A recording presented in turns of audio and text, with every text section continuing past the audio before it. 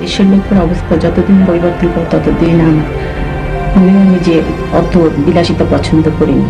বেগম খালেদা জিয়া বাংলাদেশ জাতীয়তাবাদী দল বিএনপির চেয়ারপারসন, যিনি 1991 সাল থেকে দুইবার পূর্ণকালীন বাংলাদেশের প্রধানমন্ত্রী হিসেবে দায়িত্ব পালন করেছেন। এছাড়া একবার খণ্ডকালীন সময়ে দায়িত্ব পালন করেন প্রধানমন্ত্রীর। দেশের বাইরে আমার কোনো ঠিকানা নেই, এটাই হলো আমার ঠিকানা। এই দেশের মাটি মানুষই আমার সবকিছু। বেগম জিয়া বাংলাদেশের প্রথম নারী প্রধানমন্ত্রী এবং মুসলিম বিশ্বের দ্বিতীয় নির্বাচিত নারী সরকার প্রধান। 1946 সালের 15 আগস্ট দিনাজপুর জেলায় ইস্কান্দার মজুমদার ও তৈয়বা মজুমদারের ঘরে জন্মগ্রহণ করেন খালেদা জিয়া। তার বাবা ভারতের জলপাইগুড়ি থেকে বিভক্তির পর চলে আসেন তৎকালীন পশ্চিম পাকিস্তানে। শিবিরের সভাপতির উপরে যে নির্যাতন চালানো হয়েছে এর তীব্র নিন্দা করি আমি। সাবেক এই প্রধানমন্ত্রীর আদি বাড়ি মূলত দেশের দক্ষিণ পূর্ব জেলা ফেনীতে। তিনি দিনাজপুর সরকারি বালিকা উচ্চ বিদ্যালয় এবং পরে সুরেন্দ্রনাথ কলেজে অধ্যয়ন করেন। 1960 সালে জিয়াউর রহমানকে বিয়ে করেন খালেদা জিয়া। জিয়াউর রহমান বীর উত্তম যখন বাংলাদেশের রাষ্ট্রপতি হন, তখন বেগম জিয়া ফার্স্ট লেডি হিসেবে তার সঙ্গী হয়ে যুক্তরাজ্যের প্রধানমন্ত্রী মার্গারেট থ্যাচার এবং নেদারল্যান্ডের রানী জুলিয়ানার সাথে বিশ্ব নেতৃবৃন্দের সাথে সাক্ষাৎ করেন। 1981 সালের ব্যর্থ অভ্যুত্থানে রাষ্ট্রপতি জিয়ার শাহাদাত বরণের পর তিনি 1982 সালের 2 জানুয়ারি সাধারণ সদস্য হিসেবে বিএনপিতে যোগদান করেন। 1983 সালের মার্চ মাসে দলের ভাইস চেয়ারম্যান নির্বাচিত হন এবং 1984 সালের আগস্টে দলের চেয়ারপারসন নির্বাচিত হন বেগম জিয়া। পার্লামেন্টের আজকে সংসদ সদস্যদের কথার কোনো মূল্য দেয়া হয় না। 1982 সালে বাংলাদেশ সেনাবাহিনীর প্রধান জেনারেল হুসেইন মোহাম্মদ এরশাদের নেতৃত্বে একটি সামরিক অভ্যুত্থানের পর খালেদা জিয়া গণতন্ত্র পুনরুদ্ধারের জন্য সর্বাত্মক আন্দোলনের সূচনা করেন। এরশাদের স্বৈরাচারী শাসনের অবসান ঘটাতে 1983 সালে গঠিত 7 দলীয় জোট গঠনের স্থপতি ছিলেন তিনি। 1986 সালের কারচুপির নির্বাচনের বিরোধিতা করেন এবং নির্বাচনে অংশগ্রহণ থেকে বিরত থাকেন বেগম জিয়া।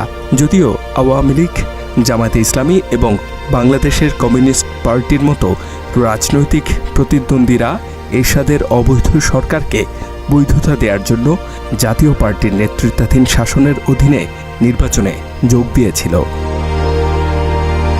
দৃঢ় সংকল্পের কারণে খালেদা জিয়াকে 1983 থেকে 1990 সাল পর্যন্ত 7 বার আটক করা হয়েছিল।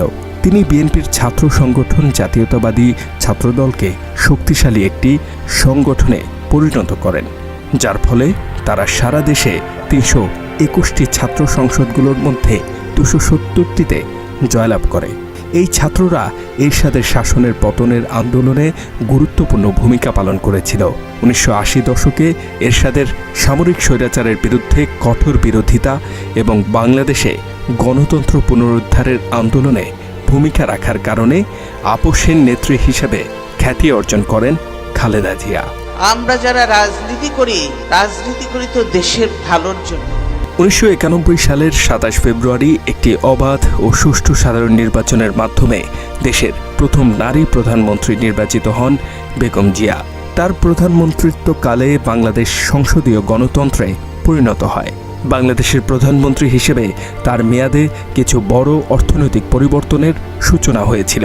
কর্মসংস্থানের হার ব্যাপকভাবে বৃদ্ধি পায় এই সময়।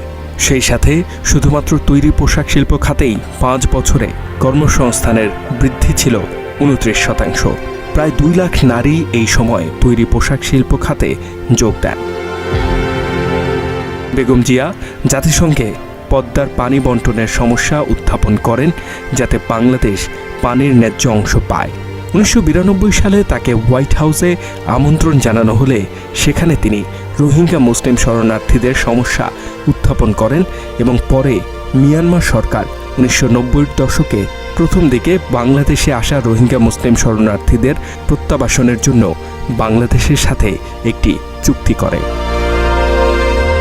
1996 সালে বিএনপির নিরঙ্কুশ বিজয়ের পর খালেদা জিয়া টানা দ্বিতীয় মেয়াদে প্রধানমন্ত্রী হন। কিন্তু তত্ত্বাবধায়ক সরকারের কাছে ক্ষমতা হস্তান্তর এবং পুনরায় নির্বাচনে অংশ নেয়ার প্রতিশ্রুতির কারণে তিনি 1 মাসের মধ্যে পদত্যাগ করেন। যদিও বিএনপি 1996 সালের জুনের নতুন নির্বাচনে হেরে যায়। দলটি বাংলাদেশের ইতিহাসে সংসদে সবচেয়ে বড় বিরোধী দল হিসেবে 121টি আসন পায় সেই নির্বাচনে। মাত্র 30% টাকায় জমির মালিক হয়ে নতুন বাংলাদেশের গড়ে তোলার স্বপ্ন দেখা বাংলা বসতি। 1999 সালে বেগম জিয়ার নেতৃত্বে বিএনপি বাংলাদেশ জাতীয় পার্টি, জামায়াতে ইসলামী এবং ইসলামী ঐক্য জোটের সাথে 4 দলীয় জোট গঠন করে এবং ক্ষমতাসীন আওয়ামী লীগের বিরুদ্ধে বেশ কয়েকটি আন্দোলন কর্মসূচি শুরু করে। বেগম খালেদা জিয়া দুর্নীতি ও সন্ত্রাস নির্মূলের প্রতিশ্রুতি দিয়ে 2001 সালের নির্বাচনে জয়ী হন এবং আবারও বাংলাদেশের প্রধানমন্ত্রীর দায়িত্ব নেন। ফোর্বস ম্যাগাজিন নারী শিক্ষা ও নারীর ক্ষমতায়নে তার ভূমিকার জন্য 2005 সালে বিশ্বের সবচেয়ে ক্ষমতাধর নারীদের তালিকায় তাকে 29 নম্বরে স্থান দেয়। মেয়াদ শেষে 2006 সালে তিনি তত্ত্বাবধায়ক সরকারের কাছে ক্ষমতা হস্তান্তর করেন। 2007 সালের সেপ্টেম্বরে তাকে ও তার পরিবারের সদস্যদের নির্বাসনে পাঠানোর একাধিক প্রচেষ্টায় ব্যর্থ হয়ে পরে দুর্নীতির তুচ্ছ এবং ভিত্তিহীন অভিযোগে স্বৈরাচারী সরকার বেগম জিয়াকে গ্রেপ্তার করে। ক্ষমতায় থাকাকালীন খালেদা জিয়ার সরকার বাধ্যতামূলক বিনামূল্যে প্রাথমিক শিক্ষা, মেয়েদের জন্য 10ম শ্রেণী পর্যন্ত বিনামূল্যে শিক্ষা, ছাত্রীদের জন্য একটি শিক্ষা উপবৃত্তি এবং শিক্ষা কার্যক্রমের জন্য খাদ্য প্রবর্তন করে শিক্ষাক্ষেত্রে অগ্রণী ভূমিকা রাখেন। খালেদা জিয়ার আমলে সরকারি চাকরিতে প্রবেশের বয়সসীমা 27 বছর থেকে বাড়িয়ে 30 বছর করা হয়। একই সাথে শিক্ষা খাতে সর্বোচ্চ বাজেট বরাদ্দের নজির গড়েন তিনি। বেগম জিয়া কোনো আসনেই পরাজিত না হওয়ার অনন্য রেকর্ডের অধিকারী। তিনি 1991 থেকে 2001 সালের সাধারণ নির্বাচনগুলোতে 5টি পৃথক সংসদীয় আসনে নির্বাচিত হয়েছিলেন। 2008 সালে তিনি যে 3টি আসনে প্রতিদ্বন্দ্বিতা করেছিলেন সেখানে তিনি জয়লাভ করেছিলেন। 2009 সাল থেকে যখন শেখ হাসিনার নেতৃত্বাধীন সরকার বাংলাদেশকে একটি কর্তৃত্ববাদী রাষ্ট্রে পরিণত করে, তখন তিনি গণতন্ত্রের জন্য তার লড়াই নতুন করে শুরু করেন। হাসিনার সরকার জোরপূর্বক খালেদা জিয়াকে তার ক্যান্টনমেন্টের বাড়ি থেকে বের করে দেয় এবং গণতন্ত্রের জন্য আন্দোলন শুরু করায় তাকে 2 বার গৃহবন্দী করা হয়। গণতন্ত্রের ভূমিকার জন্য বেগম জিয়াকে 2011 সালে নিউ জার্সির স্টেট সিনেট গণতন্ত্রের জন্য যোদ্ধা উপাধিতে সম্মানিত করে। জিয়া অরফানেজ ট্রাস্ট ও জিয়া চ্যারিটেবল ট্রাস্ট দুর্নীতি মামলায় 2018 সালে বেগম খালেদা জিয়াকে 17 বছরের কারাদণ্ড দেয় ফ্যাসিস্ট হাসিনার আজ্ঞাবহ আদালত। 2020 সালে country reports on human rights practice প্রতিবেদনে মার্কিন যুক্তরাষ্ট্রের স্টেট ডিপার্টমেন্ট আন্তর্জাতিক এবং দেশীয় আইন বিশেষজ্ঞদের উদ্ধৃতি দিয়ে বলেছিল, মূলত নির্বাচনী প্রক্রিয়া থেকে সরিয়ে দেওয়ার জন্য একটি রাজনৈতিক চক্রান্ত হিসেবেই তাকে সাজা দেয়া হয়েছিল। এমনকি তার ন্যায্য বিচারের অধিকারকে সম্মান করা হয়নি বলেও ওই সময় উদ্বেগ প্রকাশ করে অ্যামনেস্টি ইন্টারন্যাশনাল।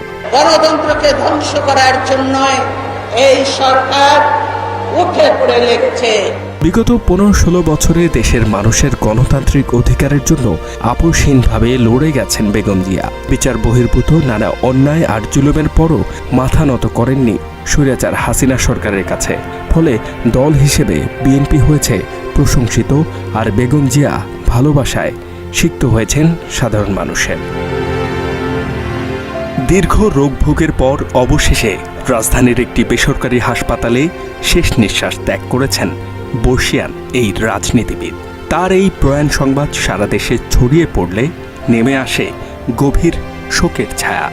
দেশের প্রথম নারী প্রধানমন্ত্রী এবং গণতন্ত্র পুনরুদ্ধারের আপোষহীন নেত্রী বেগম জিয়ার মৃত্যুতে দলমত নির্বিশেষে গোটা জাতি শোকাহত।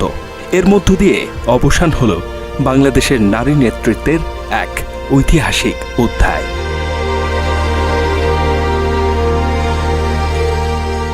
H M Ataullah, Bangla addition.